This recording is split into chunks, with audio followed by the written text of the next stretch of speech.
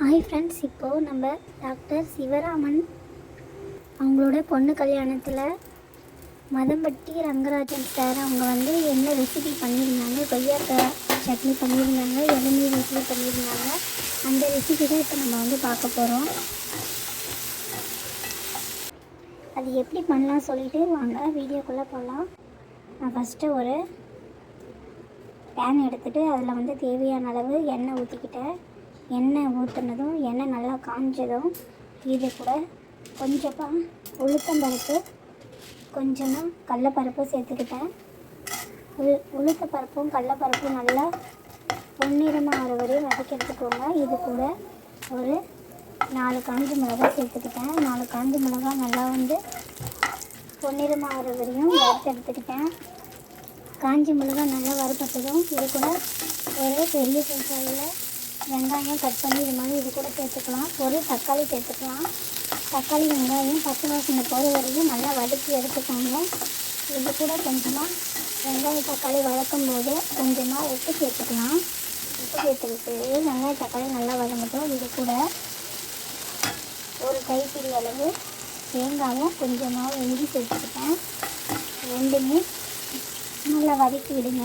ஒரு மீடியமான சைஸு கொய்யாக்காய் எடுத்துக்கிட்டேன். கொய்யாக்காய் வந்து நல்லா பழமும் இல்லை, நல்லா காயும் இல்லை, மீடியமான சைஸில் கொட்டையோடு தான் நான் சேர்த்துக்கிட்டேன். இது மாதிரி கட் பண்ணி இது கூட ஒரு வதக்கி எடுத்துக்கோங்க. இது கூட கொஞ்சமாக கொத்தமல்லி, கொஞ்சமாக கருவேப்பிலை, சின்னதாக நெல்லிக்காய் சைஸ் அளவில் புளி சேர்த்துக்கிட்டேன். புளி சேர்த்து தான் நல்லா வதக்கி விடுங்க. கொஞ்சம் அந்த கொத்தமல்லி கருவேப்பிலை வாசனை பச்சை வாசனை போகிற வரையும் நல்லா வதக்கி எடுத்துக்கோங்க.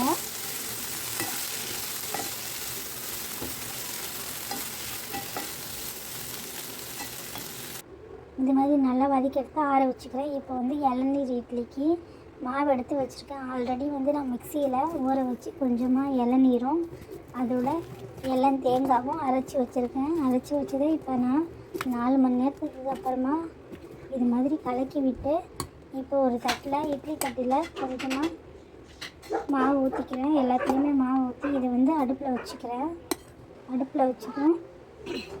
இந்த சட்னி ஆற விட்டதை இப்போ வந்து நான் அரைக்க போகிறேன்.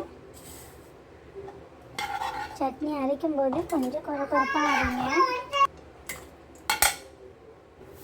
பாருங்கள், இந்த மாதிரி எடுத்துக்கோங்க. மூடி போட்டு எடுத்துக்கோங்க.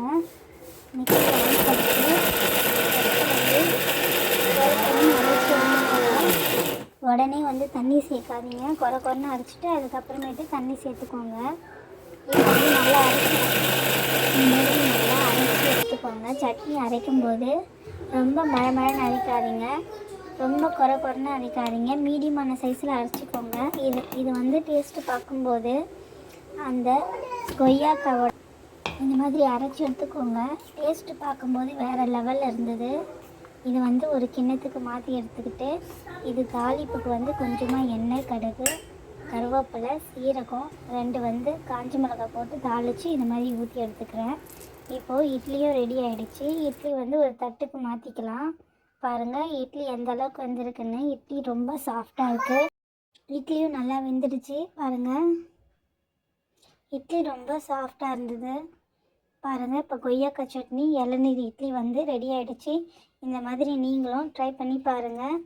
உண்மையாகவே ரெசிபி வந்து ரொம்ப சூப்பராக இருந்தது, வேறு லெவலில். என்னோடய சேனல் உங்களுக்கு பிடிச்சிருந்தா மறக்காமல் சப்ஸ்கிரைப் பண்ணிக்கோங்க ஃப்ரெண்ட்ஸ்.